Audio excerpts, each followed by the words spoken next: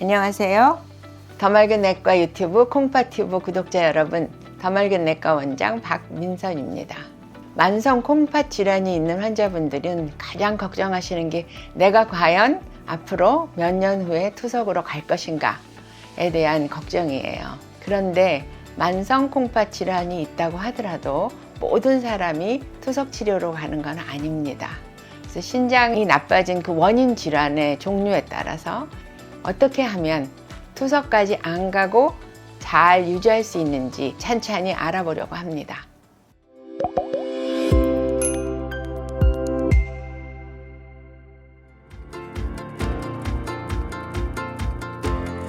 콩팥의 기능, 사구체 여과율이라고 하죠. 이 사구체 여과율이 얼마나 있느냐에 따라서 5단계로 나누어요. 콩팥 질환이 있지만 기능 자체는 별 문제가 없는 경우, 이럴 경우에는 사구체 여과율이 90 이상일 거를 이야기하고요. 두 번째 단계는 기능에 문제가 있으나 아직 건강을 유지하는 데는 큰 문제가 없다. 그래서 사구체 여과율이 90에서 한 60까지의 범위를 우리가 만성 사구체 질환의 2단계라고 이야기합니다. 다음으로 3단계가 가면 우리가 좀 더 신경을 써야 돼요. 단백뇨가 어떤지, 환자의 혈압이 어떤지에 따라서 신장이 나빠지는 속도가 매우 빠를 수 있고, 신장이 나쁨으로써 오는 여러 가지 신체적인 문제, 건강상의 문제가 동반될 확률이 매우 크거든요. 사구체 여과율이 60 이하에서 30까지를 3단계라고 이야기합니다. 3단계에 들어가면 빈혈이 생긴다든지 붓는다든지 기운이 없다든지 또는 골대사 이상이 있다든지 하는 질환이 같이 올 가능성이 매우 높습니다. 그 다음에 4단계라고 하면 사구체 여과율이 15에서 30 미만까지를 이야기하고, 이때는 이 신장은 더 이상 정상으로 가기는 어렵고 나빠지는 속도가 매우 빨라서 길면 4, 5년, 짧으면 1, 2년 안에 투석을 해야 되겠구나 하는 예측이 가능한 시기이고요.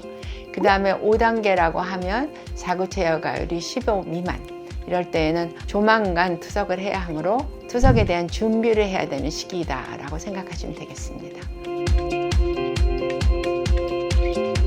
1, 2단계는 신장의 기능이 거의 정상에 가깝기 때문에 신장 기능이 나빠서 오는 여러 가지 문제점, 예를 들어서 빈혈이라든지 칼륨이 올라간다든지 몸이 산성으로 변한다든지 이런 아주 심각한 문제들이 발생하는 경우가 드물어요. 1단계의 경우에는 식이요법을 해야 되지만 남들이 한다고 단백질을 전혀 안 먹어요.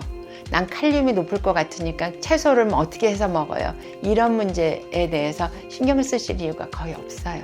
오히려 근력을 유지하고 혈압을 유지하는 게 더 중요한 시기가 됩니다.